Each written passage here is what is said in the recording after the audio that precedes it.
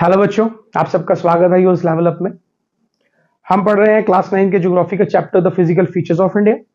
हम अभी तक इसके 3 फिजियोग्राफिकल डिविजन्स के बारे में पढ़ चुके हैं, the Himalayan mountains, the northern plains and the peninsula plateau. आज हम पढ़ेंगे 4th फिजियोग्राफिकल डिवीजन के बारे में, जो है हमारा द इंडियन डेजर्ट्स। इससे पहले कि हम इंडियन डेजर्ट शुरू करें बच्चों, जो बच्चे हमारे चैनल पर नए हैं वो हमारे चैनल को सब्सक्राइब करें। अगर आपको हमारे वीडियो लेक्चर्स अच्छे लगते हैं तो हमारी वीडियोस को लाइक कीजिए और ज्यादा से ज्यादा शेयर कीजिए। तो चलो बच्चों शुरू करते हैं the Indian deserts. Indian deserts जिन्हें हम थार डेजर्ट्स भी कहते हैं, बिकॉज इंडियन डेजर्ट्स का नाम बच्चों थार डेजर्ट्स है। Indian deserts lies towards the western margins of Aravalli hills. जब हमने पेनिनसुला प्लेट्यू पढ़ा था, हमने देखा था कि जहां पर हमारा सेंट्रल हाईलैंड्स है बच्चों, सेंट्रल हाईलैंड्स में जो हमारा मालवा प्लेट्यू होता है, बिल्कुल उसके साथ पे हमें अरावली हिल्स देखने को मिलते हैं। और ये पहली लाइन में कहता है कि Indian deserts lies towards the western margins of Aravalli hills. तो अरावली हिल्स के वेस्ट की तरफ हमें क्या देखने को मिलेगा बच्चों, हमारे the Indian desert that are the Thar deserts. बच्चे ये जो मैप में हमने मार्किंग की है थार डेजर्ट्स की, ये 2 स्टेट्स में हमारे थार डेजर्ट्स जो हमें देखने को मिलते हैं, एक राजस्थान है बच्चों और एक है Gujarat. It is an undulating sandy plain covered with sand dunes. देखिए बच्चे, अंडुलेटिंग सैंडी प्लेन्स, देखिए अंडुलेटिंग का मतलब है बच्चों ये इस तरीके से, ये अप डाउन इस तरीके से सैंडी प्लेन्स होते हैं हमारे थार डेजर्ट में। प्लेन जो आपको डेजर्ट्स में रेत देखने को मिलती है बिल्कुल प्लेन नहीं होगी ना, बिल्कुल एक मतलब हम बोल सकते हैं कॉन्टिन्यूटी नहीं है उसमें, वो क्या अप डाउन की शेप में हमको वहां देखने को मिलेंगे।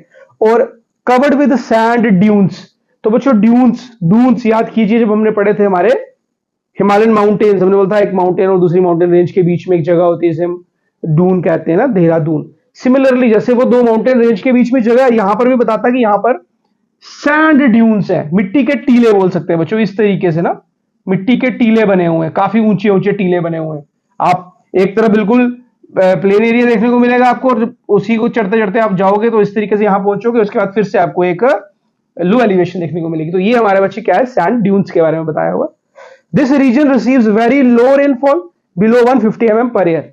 तो भाई हमारे जो थार डेजर्ट्स है वहां पर सबसे कम रेनफॉल हमें देखने को मिलती है, that is 150 mm per year. तो रेनफॉल काफी कम, बहुत कम, और उसी की वजह से नेक्स्ट लाइन हमारे पास आती है the arid climate with low vegetation cover. जब बच्चों वहां पर रेनफॉल नहीं होगी और रेत ही रेत है बच्चों, तो वहां पर हमें जो एरिड क्लाइमेट बताता है कि काफी ज्यादा खुरदरा वर्ड यूज कर सकते हैं, वो क्लाइमेट हमें वहां देखने को मिलता है। और वहां पर वेजिटेशन तो बच्चे ना के बराबर आने वाली है, आपको या बचपन से पढ़ते हैं 6-7 में आप ये पढ़ के आए हैं कि भाई हाँ, जो हमारे डेजर्ट्स वाले एरिया वहां पर कुछ भी हमें वेजिटेशन देखने को मिलती, तभी तो वहां पर हमें क्या देखने को मिलेंगे, ट्राइबल ग्रुप्स जो एक जगह से दूसरी जगह पे मूव करते रहते हैं बच्चों, ठीक है।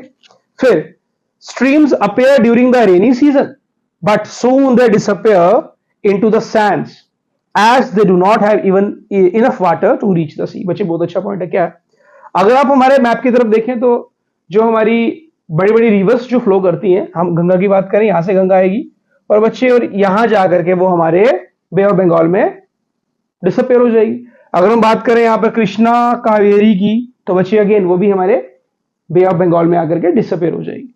अब कहता है यार यहां पर तो बारिश होती बहुत कम है, अगर हो भी जाए तो यहां पर जो स्ट्रीम्स बनती है बारिश की वजह से, जब जो स्ट्रीम्स कब दिखती है, जब बारिश होती है, जो स्ट्रीम्स जो होती हैं वो बस इतनी सी है कि यहां से चली और यहां खत्म हो गई, यहां से चली यहां खत्म हो गई, यहां से चली यहां खत्म हो गई। मतलब ये कहीं बड़ी सी में जाकर के मिलने का तो सवाल पैदा नहीं होता, बिकॉज पानी की मात्रा बहुत कम है और थोड़ी बहुत बारिश से जो स्ट्रीम्स बनेंगी भी वो हल्की सी थोड़ी सी जगह से चल करके आगे जाकर के खत्म हो जाती है, because they don't have even enough water to reach the sea. Sea तक पहुंचने के लिए बच्चे कोई वहां पर उनके पास इतना पानी नहीं है, बहुत कम पानी है। Luni is the only large river in this reason.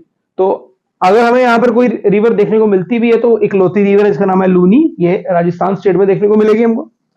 फिर बच्चे जो नेक्स्ट पॉइंट है काफी इंपॉर्टेंट है और इंपॉर्टेंट भी कह सकते हैं, और जो है इंडियन डेजर्ट्स का एक डिमार्केटेड फीचर भी है। क्या है बच्चे, बाचल्स।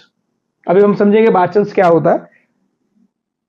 Crescent shaped dunes cover larger areas but longitudinal dunes become more prominent near the Indo-Pakistan boundary। Again बच्चे यहां पर भी ड्यून का इस्तेमाल होता है। यस, ये जो बाचल्स है ये भी एक्चुअली में क्या है बच्चों, एक अनइवन सा एरिया होता है।